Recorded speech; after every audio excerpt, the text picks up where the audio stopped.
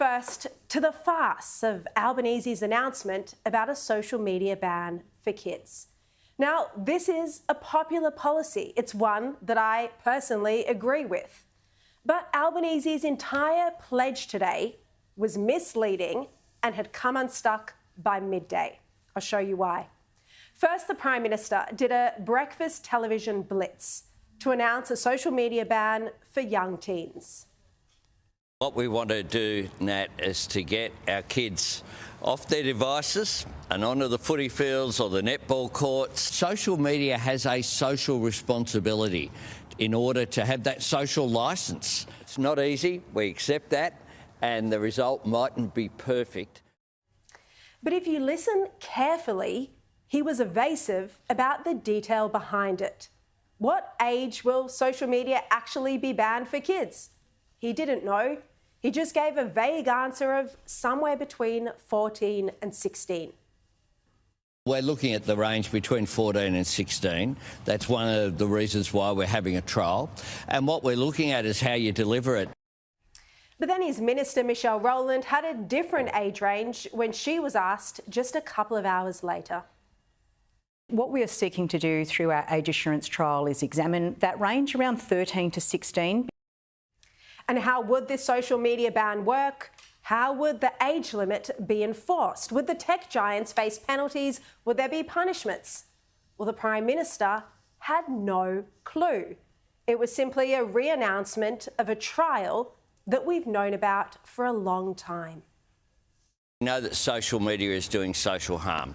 So that's why we put funding in the budget to have this age verification trial.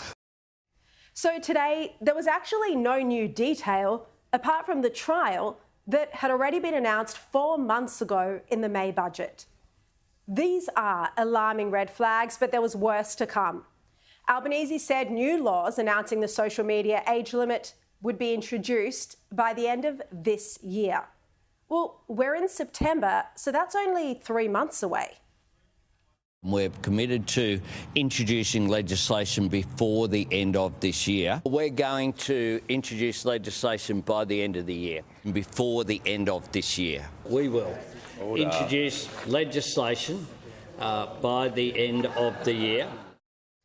So if he's promising new laws, as he said clearly, repeatedly, he can't back away from that now, promising new laws by the end of the year, that leaves only 3 months to do the trial he announced in the budget and then have some firm answers. Well, it seems unlikely, but his promise really came unstuck when Communications Minister Michelle Rowland was asked specifically about what would be in this legislation, and it was extraordinary. She said the legislation could be introduced without even an age limit. Have a look. We will introduce legislation before the end of the year on that. With the age limit in place? We'll see what comes out of the age assurance trial. We want to make sure that we get this right. And so that's why we are committing to introduce this legislation. We'll continue to have this conversation about age. The new laws designed to put a social media age limit on kids could be introduced before the end of the year without the age limit. Well, this shocked the Shadow Communications Minister, David Coleman, who first came up with this policy idea for a federal ban. Because I don't seem to know what the age is, and Minister Rowland seems to have just said that the legislation might not actually include the age. Given how long this debate has been going on, how can the government not know what its opinion is? But here's the worst part. Sensationally, David Coleman also revealed that the tender for the trial only went out today. The tender to run it just went out today. It's dated the 10th of September. So things are seriously off the rails here. And we fact-checked it and he's right. Here's that tender document. Have a look. And it shows the tender search for the company to run the trial. So I'll just say that again. The tender search for the company to run the trial only went out today. As you can see, it closes on the 7th of October. That means the trial's not even going to begin until after mid-October at the earliest. That then leaves about a month and a half for firstly the trial to be done and completed, then the legislation to be drafted and introduced to the Parliament. Well, you can see right now that this is going to be another massive broken promise. It's almost unbelievable. Yet have a look at the announcement the Prime Minister made in the tabloid newspapers today. In the Daily Telegraph, big front page, Age of Reason, it said the Prime Minister will today announce the government will legislate age limits for platforms such as Facebook, Instagram, TikTok and Snapchat. The Herald Sun front page as well, win for our kids. The PM will impose minimum age for social media use to protect children. And the Courier Mail front page again, Albo to introduce social media age limit laws. Well, this is chutzpah for the Prime Minister, planting front pages and doing a breakfast television blitz when he doesn't have a single genuine answer or solid idea about how the social media ban will work. I mean, it reminds me of one of those announceables in the political satire The Hollow Men with Rob Sitch. I don't think we're at the press release stage just yet. Oh, come on, Murph, we're always at the press release stage. But what are we announcing? The Prime Minister declares war on obesity, childhood obesity. But that's just a line. What comes next? Well, that's your job, and that's what you get paid for, to come up with all the other pages. Everybody's really excited about the PM's plan. There is no plan. Yes, there is. We've announced it and people love it. Nothing has been decided. I mean, it's identical. It's funny when it's satire, but not when it's reality. Perhaps this media blitz without the detail to substantiate the announcement is the work of the Prime Minister's overhauled communications team. Albanese has had his third head of media in less than a year, less than 1 year.